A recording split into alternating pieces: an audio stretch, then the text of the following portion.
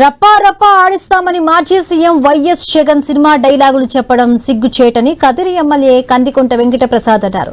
ప్రజలు బుద్ధి చెప్పినా వైఎస్ జగన్ లో మార్పు రాలేదన్నారు. సమాజంలో నేరస్తులను పెంచి పోషిస్తున్నారని ఆరోపించారు. కుళ్ళు కుతంత్రాలను ప్రజలు గమనిస్తూనే ఉన్నారని ఎమ్మెల్యే కందికుంట అన్నారు. ఎన్నికల మేనిఫెస్టోను తీసుకుని ప్రజల్లో తిరుగుతూ ఉంటే ప్రజల నుంచి మంచి స్పందన వస్తోందన్నారు. వైఎస్ జగన్ సవాలును స్వీకరిస్తూ మన ఇంటికి మన ఎమ్మెల్యే కార్యక్రమానికి స్వీకారం చుట్టారు.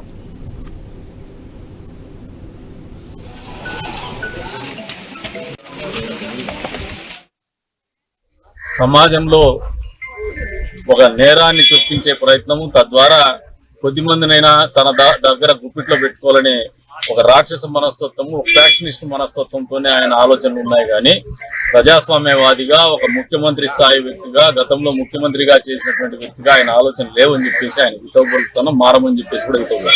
ప్రజలందరినీ అన్ని గమనిస్తూ ఉంటారు, వింటూ ఉంటారు.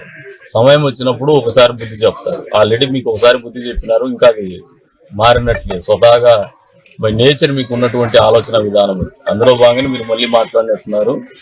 మీరు ఏదైతే మమ్మల్ని ఒక ఛాలెంజ్ చేసి జనాల్లోకి పొమ్మన్నారో పోతున్నాం. అద్భుతమైనటువంటి ఆలోచన ఉంది ప్రజల్లో. సమాజంలో